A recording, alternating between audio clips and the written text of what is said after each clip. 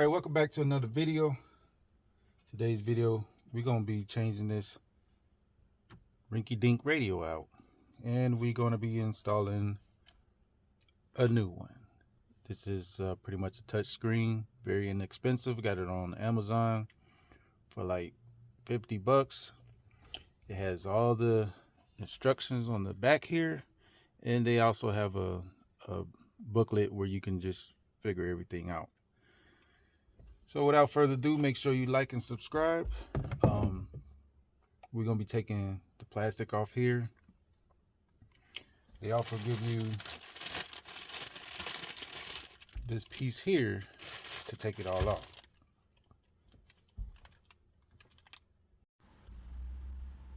All right, I got the head unit out, so I'm gonna explain how I got this out. First of all, you're gonna want to start at the bottom here. Lift this up and lift this up and get it out the way. And then you got your head unit here that I just took out. It come out in all one piece.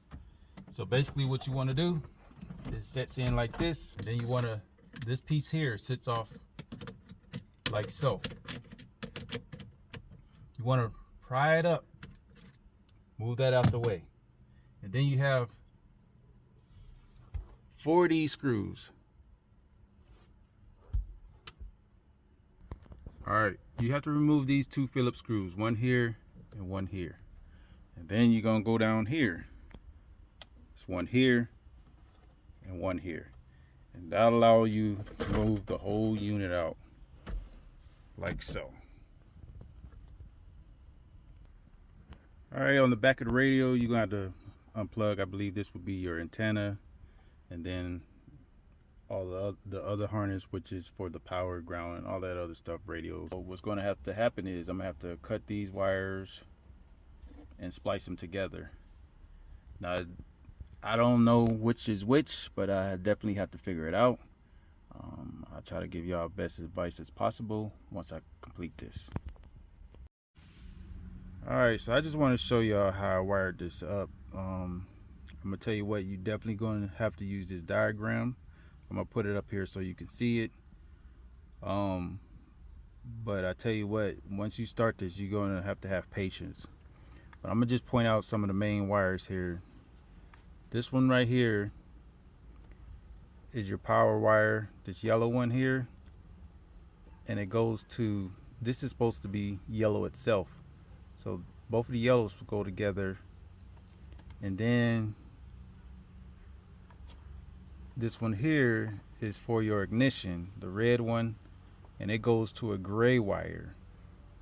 Now all these wires, I tell you what, their colors are slightly off, so you just gonna have to play with it. But make sure you have this power wire, and I have this ground wire as well, this black one.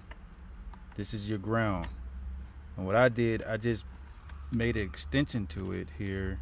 It's kind of hard to see, but then I ground it to there. It should be a black wire, but this is the only wire I had, so I wasn't going to go buy new. But that's your ground wire, and that's where I hook mine up. Now when it comes to your antenna, this is your antenna for your original radio, but you're gonna have to buy a aftermarket to connect to that. I'm not even worried about that because I don't really play the radio. All right, you also got your jack for your camera. You want to hook that up to the pink wire and just run it down. And as you can see, it's down on floorboard there, and I'll be running that shortly. So make sure before you even start with these speaker wires, make sure you have your power, ground, and your ignition source all squared away and taped up so you don't blow a fuse. But like I said, when it comes to these speaker wires, make sure you use that diagram. All right, now on the back of your radio here, this is where your antenna goes, but like I said, you're gonna have to get a part for that. And this is where your camera is going to go. and your speakers go up top here, and your power and everything goes to the bottom.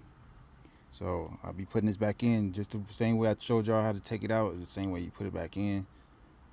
I may have to get another plastic piece because I broke mine, so hopefully y'all don't make the same mistake, but we shall see. I'm gonna give y'all footage of when I put it all back together.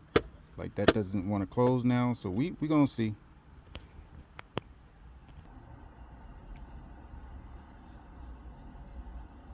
All right, so I had to, as you can see, I put it all back together here, and this is what it looks like, and it has quite a few features here, but we gonna go into detail with that later on. But just to let y'all know, I had to break this off here because it wouldn't have fit at all, no matter what I tried to do. And they also give you this piece here to go around it, but it does not fit like it's supposed to. But that's all right, as long as everything's still working. The little drawer or cupboard, whatever you want to call it, still works. So for me, it's fine.